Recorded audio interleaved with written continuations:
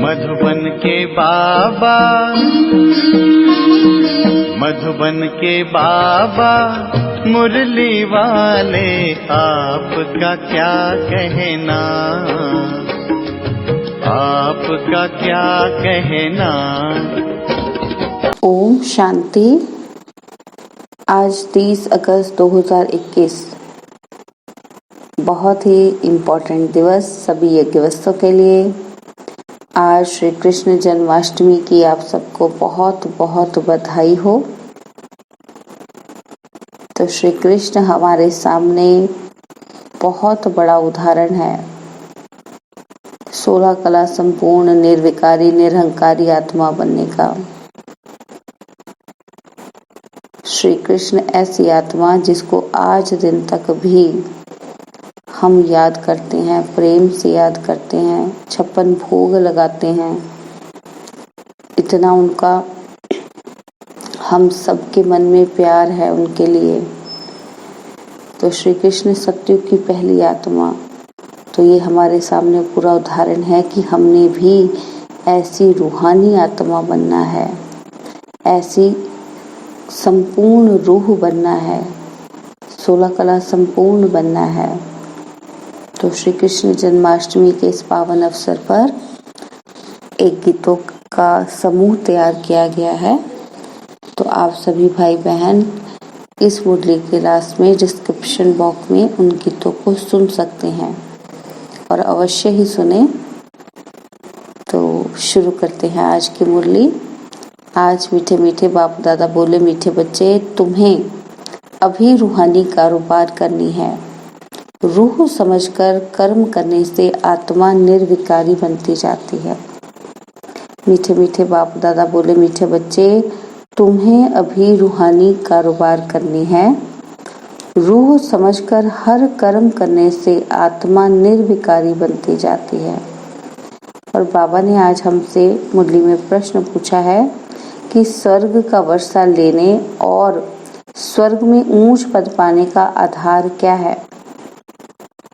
उत्तर में बाबा ने बताया कि ब्रह्मा कुमार कुमारी बने तो स्वर्ग का वर्षा मिल जाएगा, परंतु ऊंच पद का आधार है पढ़ाई। अगर बाप का बनकर अच्छी रीति पढ़ाई पढ़ते रहें, पूरा पवित्र बने तो राजाई पद मिलता है। बाबा कहते कोई पूरा पढ़ते नहीं, कर्म बंधन है, पूरा पवित्र नहीं बने और शरीर छूट गया तो प्रजा में भी साधारण पद पालेंगे। ओम शांति। रूहानी बच्चों को रूहानी बाप समझा रहे हैं कि यहाँ रूहानी कारोबार है, बाकी सारी दुनिया में जिस्मानी कारोबार है। बाबा कहते वास्तव में कारोबार चलती है रूहों की।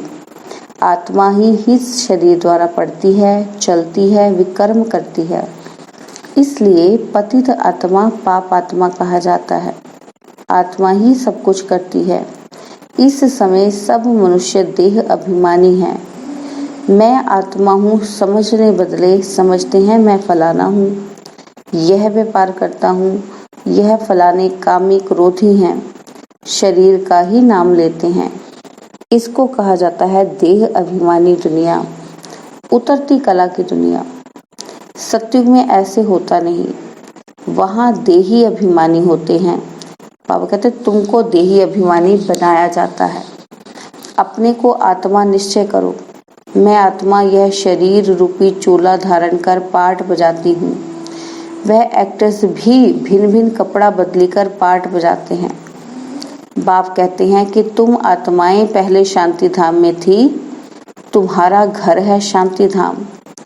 जैसे वह हद का नाटक होता है, यह फिर है बेहद का नाटक। सभी आत्माएं परम धाम से आकर शरीर धारण कर पाठ बजाती हैं। आत्माओं का असल घर है परम धाम। उन एक्टर्स का तो यहाँ घर होता ही है। बाबा कहते सिर्फ ड्रेस बदली कर आकर पाठ बजाते हैं। तो बाप बैठ समझाते हैं कि तुम आत्माएं हो। बाप तो बच्चे बच्चे ही कहेंगे, सन्यासी बच्चे बच्चे नहीं कहेंगे। बाप कहते हैं कि मैं पतित पावन तुम सभी आत्माओं का बाप हूँ, जिसको तुम गॉड फादर कहते हो। गॉड फादर तो निराकार है।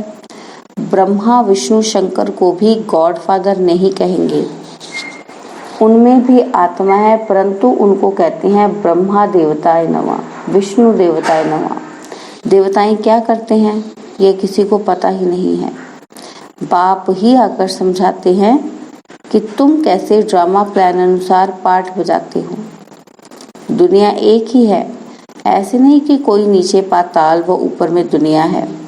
बाबा कहते दुनिया एक ही है जिसका चक्र फिरता रहता है। लोग तो कह देते हैं मून में प्लाट लेंगे। बाप समझाते हैं बच्चे इतने इंसॉल्वेंट बन पड़े हैं।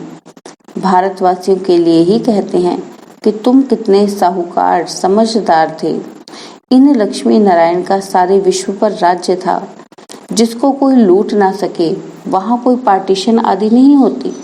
बाबा कहते यहाँ तो कितनी पार्टीशन है, आपस में टुकड़े टुकड़े पर लड़ते रहते हैं। तुम सारे विश्व के मालिक थे, सारा आकाश पृथ्वी समुद्र सब तुम्हारा था। बाबा कहते तुम उनके मालिक थे, अब तो टुकड़े हो गए हैं। यह किसी को पता नहीं है। भारत ही विश्व का मालिक था। बाप समझाते हैं कि आत्मा को जो पाठ मिला हुआ है वह कभी घिसता नहीं, चलता ही रहता है। अभी तुम फिर से मनुष्य से देवता बन रहे हो और फिर 84 जन्म लेंगे। तुम्हारा पाठ चलता ही रहता है, कभी बंद नहीं होता। बाबा कहते कोई मोक्ष को पाते नहीं। जितने अनेक गुरु अनेक शास्त्र उतनी अनेक मतें होती हैं। मनुष्य में कितनी अशांति है, जहाँ भी जाओ कहेंगे मन को शांति कैसे मिले। यह देह अभिमान में आकर कहते हैं। बाप समझाते हैं मन और बुद्धि ये है आत्मा के ऑर्गन्स, बाकी ये सब शरीर की इंद्रियां हैं। आत्मा कहती है मेरे मन को शांति कैसे मिले। वास्तव में ये कहना गलत है। बाबा कहते तुम आत्मा हो, तुम्हारा स्वधर्म ही शांत है। तुम ऐसे कहो कि मुझ आत्मा को शांति कैसे मिलेगी। बाबा कहते इसमें कर्म तो करना ही है। यह बातें बाप ही बैठ समझाते हैं। दुनिया में यह ज्ञान किसी को नहीं है। वहाँ है भक्ति मार्ग, उनको ज्ञान का पता नहीं है। बाबा कहते ज्ञान तो एक बाप ही देते हैं। बाप खुद कहते हैं कि मैं कल्प के संगम युग पर आता हूँ। कलयुग के अंत में सभी पतित हैं। ये है रावण राज्य, रावण को जलाते भी भारतवासी ही हैं। पतित पावन का जन्म भी यहाँ के बाबा कहते पतित पावन का जन्म भी यहाँ ही है, तो रावण का जन्म भी यहाँ है। रावण जो सबको पतित बनाते हैं इसलिए उनको जलाते हैं। यह बातें किसी की बुद्धि में नहीं है। अब भारत में कृष्ण जयंती मनाते हैं, कृष्ण की लीला भजन आदि करते हैं।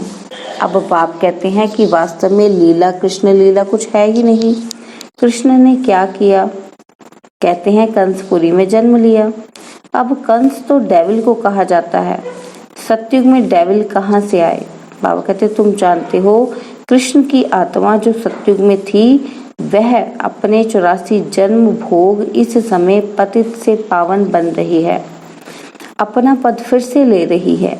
वैसे ही तुम कृष्णपुरी में रहने वाले थे, 84 जन्म ले अब फिर अपना पद ले रहे हो। बाबा कहते जयंती मनानी है वास्तव में शिव बाबा की, जो शिव बाबा सबको हेल से हेवन में ले जाते हैं। उनकी कोई लीला है नहीं। कहते हैं कि पतित पावन बाबा आओ, आकर हमको हेल से हेवन में ले जाओ। बाबा कहते कि आप बच्चे कहते हो कि आप हमारे बाप हो तो हम स्वर्ग में होने चाहिए, हम विशिष्ट दुनिया में क्यों हैं? बाबा कहते इसलिए बुलाते हैं कि हे गॉड फादर हमको इस दुनिया दुख की दुनिया से लिबरेट करो। बाबा कहते यह भी ड्रामा में नूंद है। बाप कहते हैं इस ड्रामा को कोई जानते नहीं।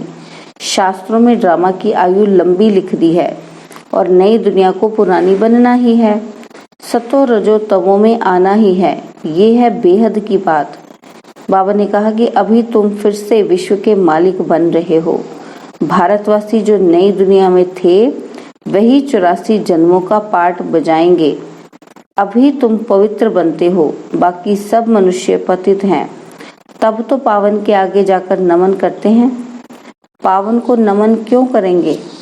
सन्यासी पावन है तब तो पतित मनुष्य उनके आगे माथा झुकाते हैं। कन्या पवित्र है तो सब उनके आगे सिर झुकाते हैं। वही कन्या शादी कर ससुर घर जाएगी तो माथा टेकना पड़ता है। बाबा कहते कि अभी बेहद का पाप आए हैं सबको पावन बनाने, वह सब है कलयुग में, तुम हो अभी संगम पर। अब तुमको पतित दुनिया में नहीं जाना है। बाबा कहते ये है ही कल्याणकारी युग, बाप आकर सबका कल्याण करते हैं। तुम अभी कृष्ण जयंती मनाएंगे नहीं तो लोग समझेंगे ये तो नास्तिक है।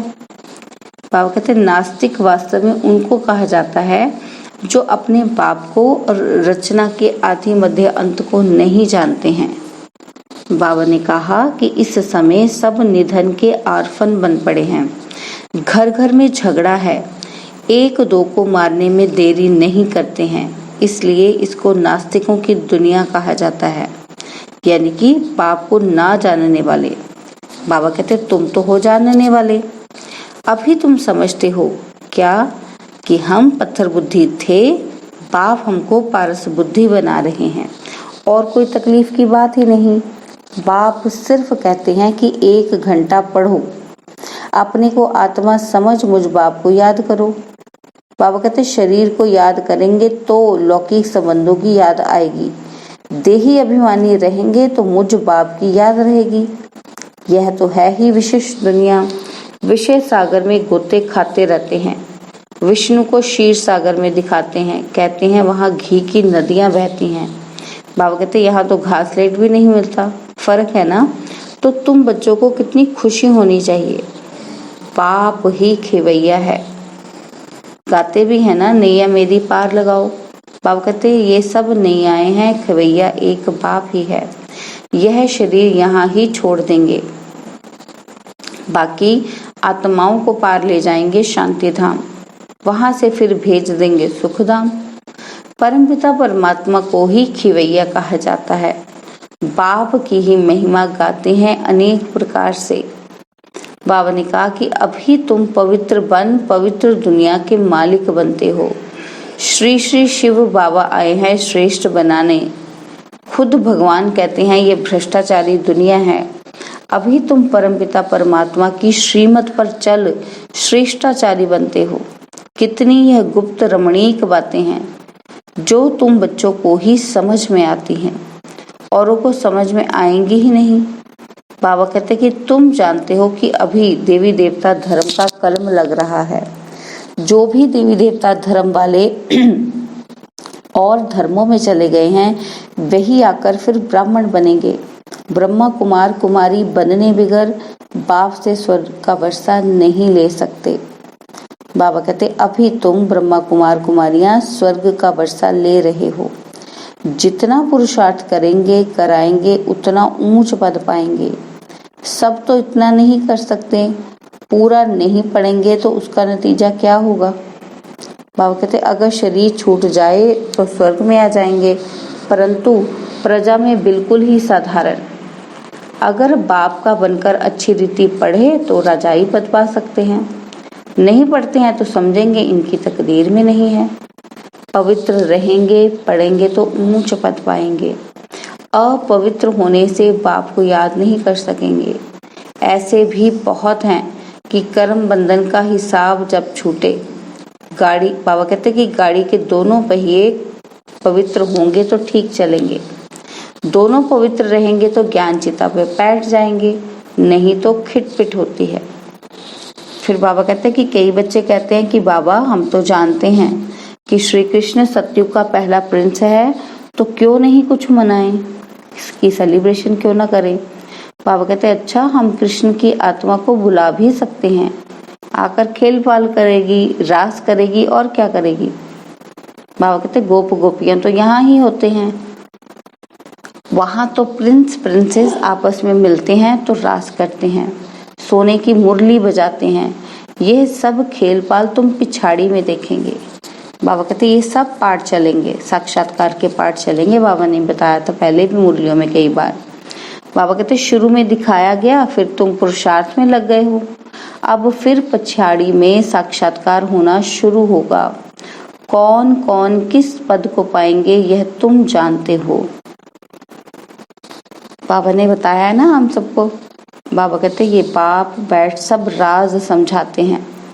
तुम पूछते हैं वेदों शास्त्रों को मानते हो। बाबा कहते दुनिया वाले तुमसे पूछते हैं कि वेदों शास्त्रों को मानते हो, तो बाबा कहते बोलो हाँ, हम क्यों नहीं मानते हैं। यह सब भक्ति मार्ग की सामग्री है, इसमें कोई ज्ञान नहीं है। ज्ञान देने वाला तो एक ही है। ज्ञान मिलता है तो भक्ति आप ही छूट जाती है। बाबा कहते तुम मंदिर में भी जाएंगे तो बुद्धि में रहेगा कि लक्ष्मी नारायण फिर अब नई दुनिया में राज्य करेंगे। बाप बच्चों को समझाते हैं कि दोनों तरफ तोड़ निभाना है। गृहस्थ व्यवहार में रहते पवित्र बनना है और श्रीमत कहती है कि पूरा पवित्र बनो, पूरा वैष्णव बनो और विष्णुपुरी का राज्य लो। अच्छा, मीठे मीठे सिक्किलदे बच्चों प्रति माता पिता बाप दादा का याद प्यार और गुड मॉर्निंग। रूहानी बाप की रूहानी बच्चों को नमस्ते। हम रूहानी बच्चों की रूहानी बाप दादाजी को दिलवा जान सिकवा प्रेम से नमस्ते। ओम शांति। प्यारे बाबा, मीठे बाबा, मेरे बाबा, शुक्रिया बाबा, शुक्रिया बाबा, शुक्रिया बाबा। धारणा के लिए मुख्य सार है। पहला पॉइंट है कि योग द्वारा कर्म बंधन का हिसाब किताब चुकतू कर पावन बनना है। ज्ञान चिता पर बैठना है। पूरा पूरा वैष्णव अर्थात पवित्र बनना है। और सेकंड पॉइंट है कि अपने शांत स्वधर्म में स्थित रहना है। सबको शांति धाम की याद दिलानी है, कभी भी अशांत नहीं होना है। और बाबा ने आज हमें वरदान दिया है कि नॉलेज द्वारा रावण के बहु रूपों को जानकर उसकी अट्रैक्शन से मुक्त रहने वाले हिम्मतवान भव।